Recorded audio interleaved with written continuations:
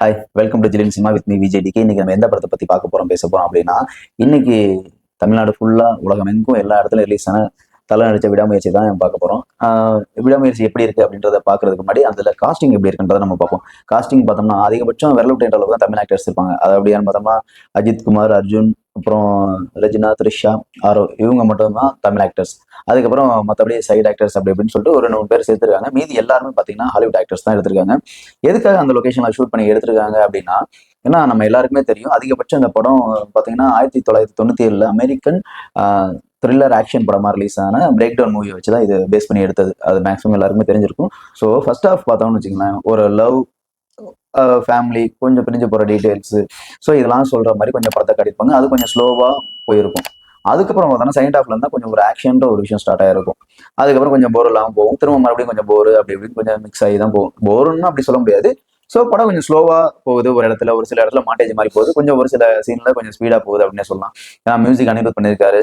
அப்புறம் மகிழ் திருமேனி தான் டைரக்ட் பண்ணியிருக்காரு. எல்லா விஷயத்துலையும் மகிழ் திருமேனி பார்த்தீங்கன்னா ஃபர்ஸ்ட் ஹாஃப் ஃபுல்லாகவே அந்த பிரேக் டவுன் மூவி காப்பி பண்ணி கொடுத்தாலுமே செகண்ட் ஹாஃப்ல மகிழ் திருமேனி அவர் ஓன் ஸ்கிரிப்ட்ல ஸ்க்ரீன் பிளேல கொஞ்சம் சில விஷயங்களை கொண்டு வந்திருக்காங்க அந்த டீம். ஸோ எப்படி இருந்தாலுமே இந்த படம் ரிலீஸ் ஆனால் பார்த்தீங்கன்னா லைக்கா ப்ரொடக்ஷன் தான் ரிலீஸ் ஆயிருக்கு. ப்ரொடியூசர் சுபாஸ்கரன் தான். ஸோ இதெல்லாம் சொல்லி முடிச்சப்போ ஸ்டோரி என்னன்னா பெருசாலாம் எதுவுமே இல்லைங்க, நார்மல் ஒரு ஸ்டோரி தான். ஏன்னா இவ்வளோ பெரிய ஹீரோ வந்து இந்த ஸ்டோரிக்கு ஒத்துக்கிட்டது பெரிய விஷயம்.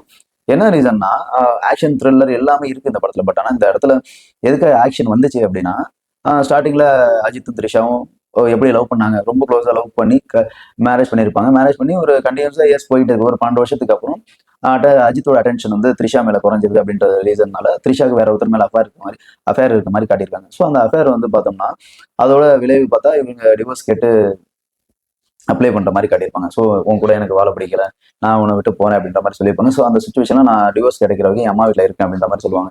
ஸோ அதனால பை ரோட்வேஸ்ல நான் டிராவல் உனக்கு கூட டைம் ஸ்பெண்ட் பண்ண மாதிரி இருக்கும் அப்படின்னு சொல்லிட்டு கூட்டு போற இந்த கேப்ல தான் இடையில சேசிங், ஃபைட்டிங், கிட்னாப்பிங் எல்லாமே வரும். ஸோ அதுக்கு எல்லாமே மெயின் பேஸ் பார்த்தீங்கன்னா இது ஒரு டீம்.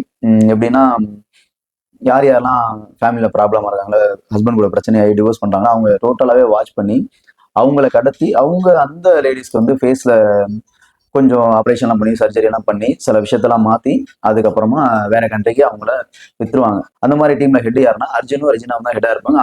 ஆரோவும் அதுல இருப்பாங்க அந்த டீம்ல. ஸோ அர்ஜுனும் ரெஜினாவும் எங்க இருந்து வருவாங்க அப்படின்னு பாத்தீங்கன்னா ஒரு ஒரு சைக்காட்டிஸ்ட் கிட்ட, அதாவது மனநல மருத்துவர்கிட்ட தான் வருவாங்க. என்ன ரீசன்னா, அதாவது ரெஜினாவோட ஒரு ஸ்டோரியை கேட்டோம்னா அதுல இருந்து பேக் சைட்ல இருந்து என்ன சொல்லியிருப்பாங்க, ரெஜினா வந்து ஒரு மேனிபுலேட்டர்.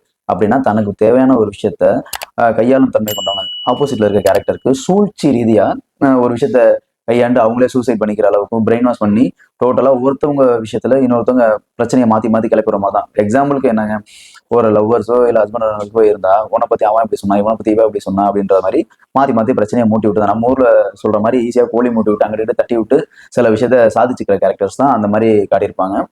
ஸோ படம் ஃபுல்லாவே பார்த்தோம்னா ஆக்ஷன் பெருசா இருக்கு. ஃபர்ஸ்ட் ஹாஃப் நான் சொன்ன மாதிரி கொஞ்சம் ஸ்லோவா ஒரு மாண்டேஜ் மாதிரி போகும். அங்கங்க சாங்ஸ் ஒரு 3 சாங்ஸ் இருக்கு. பேக்ரவுண்ட் மியூசிக் நல்லா பண்ணிருக்காங்க. சினிமாட்டோகிராஃபர்ஸும் நல்லா இருக்கு. எடிட்டிங்கும் ஓரளவு நல்லா பண்ணிருக்காங்க. கேமரா ஆங்கிளும் படம் பாத்தீங்கன்னா ஒரு தமிழ் படம் பாக்குற ஃபீலே வராது. எப்பயுமே பாக்குறதுக்கு கொஞ்சம் ஹாலிவுட் படம், ஒரு இங்கிலீஷ் மூவி பாக்குற ஃபீல் தான் இருக்கும். ஏன்னா கலரிங்கும் பாத்தீங்கன்னா கொஞ்சம் ஒரு டார்க், பிளாக் அண்ட் ஒயிட் கொஞ்சம் மிக்ஸ் பண்ணி தான் கொடுப்பாங்க கலரிங்லாம். படம் பார்க்க ஓரளவு நல்லா இருக்கு. நீங்க ஃபேமிலியோட போய் பார்க்கலாம். அந்த அளவுக்கு பெரிய ஒரு அடல்ட் கண்டென்ட்லாம் எதுவுமே கிடையாது படத்துல. படம் என்னைய பொறுத்த வரைக்கும் நல்லா இருக்கு. என்ன ரீசன்னா, என்னோட ஆக்ஷன் த்ரில்லர் இப்படிலாம் எதிர்பார்க்காதீங்க. படம் ஆக்ஷன் த்ரில்லர். தன்னோட மனைவி அவன் கடத்திட்டு போயிட்டான். அவனை கடத்திட்டு போனோன்னே எங்கெங்க வச்சிருக்காங்க அப்படின்னு சொல்லிட்டு ஒவ்வொரு தேடி கண்டுபிடிச்சு கொண்டுட்டு தான் முன்னாடியே கண்டுபிடிக்கிறதா கதை. ஏன்னா கடைசியா கிளைமேக்ஸ்ல என்ன கேட்பாங்க, த்ரிஷா என்ன கேட்பாங்கன்னா, ஆஹ் உன்னை வேண்டான்னு சொல்லிட்டேன், டிவோர்ஸ் பண்றேன்னு சொல்லிட்டேன், உனக்கு பிடிக்கலன்னு சொல்லிட்டேன்.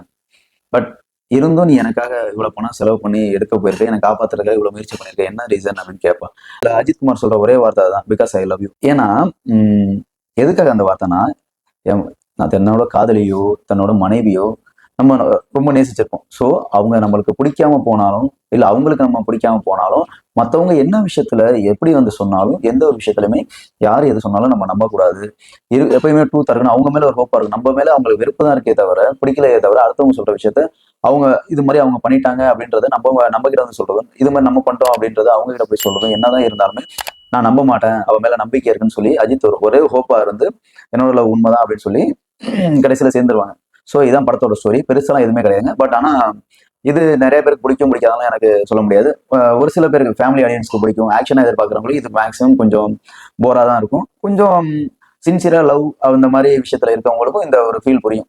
ஸோ மீண்டும் நம்ம அடுத்த ஒரு விடாமுயற்சி நம்மளும் தொடர்ந்து விடாமுயற்சி அடுத்த வீடியோல நம்ம சந்திக்கலாம். ஓகேவா? அடுத்த ஒரு மூவி ரிவ்யூல உங்களை சந்திக்கும் வரை நான் உங்கள் விஜய் டிகே. இது ஜிலின் cinema Angusam TV. Tata, bye பாய்.